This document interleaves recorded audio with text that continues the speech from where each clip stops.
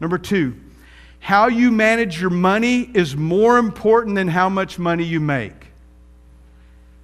Let me say that again. How you manage your money is more important than how much money you make. Some of the most devastatingly depressed, anxious people I've ever met have more money than most of us will ever get close to.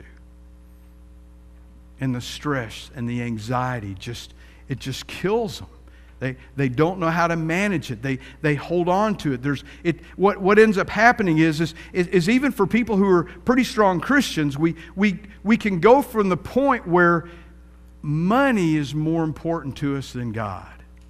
We've got to get to where we handle our money instead of with a clenched fist, we handle our money with an open fist, knowing that God is in control and that God will bless. Let me tell you something. Some of the people that I know that are at the most peace are the people that don't have much money.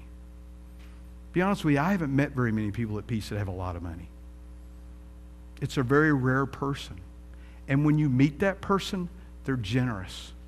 They're generous with their money because they know they've been blessed by it by God and that they could lose it at any single time. And it doesn't really matter because it's not theirs anyway. It's been used, it's been given to them for the purpose. And just very simply, if you can learn, and you guys, there's no better time to start than right now. And you guys that have heard my story of when I started giving my money was when I had nothing. When I'd started a new career and there was no income coming in. That's at the point where I decided that we were going to live our life like this. First, give 10%. Second, save 10% and live on 80%. Let me tell you something. If you can come to the point in your life where you go, I live on 80% of my income, I live on 70% of my income, you will become one of the people who are at most peace with who you are financially, and you will be one of the most generous persons that you've ever met in your life. But you have to make that commitment.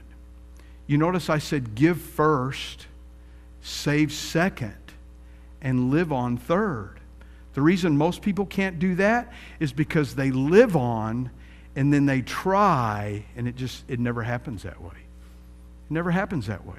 I've had people tell me for years, Royal, as soon as we get here, I'm a pastor. So people come to me and they say things like, we really want to start giving to God. We really want to give to people. We want to be more generous with our money. And when we get here, can I tell you something? The people that don't do that here, they won't do that here.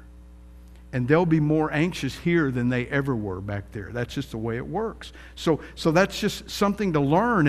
And there's no better time to do that than when you're starting off with nothing. And for those of us who are out there and we haven't gotten there financially, for me, that was one of the top 3 things in my life that changed me financially, was when I learned to be generous with what God gives me and give back to God. The second thing is know where your money goes. Some of you recently have done Dave Ramsey studies and other financial studies. And what you find out is one of the first things he does is he gets you to sit down and write out where all your money goes, doesn't he? And people are always surprised. They're always surprised. You would be surprised how much it costs to eat hamburgers 10 times a month or whatever, or where your money goes when you start writing it down. So know where your money goes and get yourself on a budget. And then thirdly, I can't tell you how important this is. Stay out of debt. Stay out of debt. When we were young, and Lisa's the better financial person in our family. Y'all will, when you marry, one of you will be better at the finances than the other.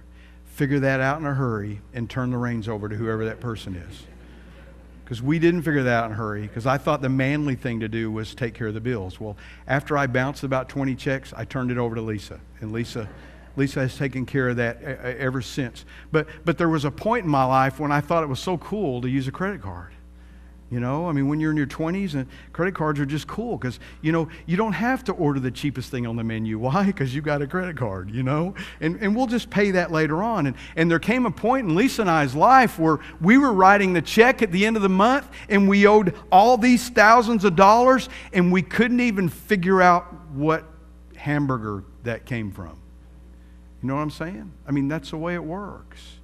Just get out of debt. For those of you that are in debt now, get out of it as soon as you can. That means make sacrifices. That means, eat spaghetti for a little while. It means whatever you got to do. But there was nothing more relaxing to Lisa and I when we got our credit cards paid off. And we weren't those people that had the creditors following us all the time. We were paying our bills, but it was killing us. It was choking us. It was so stinking stressful.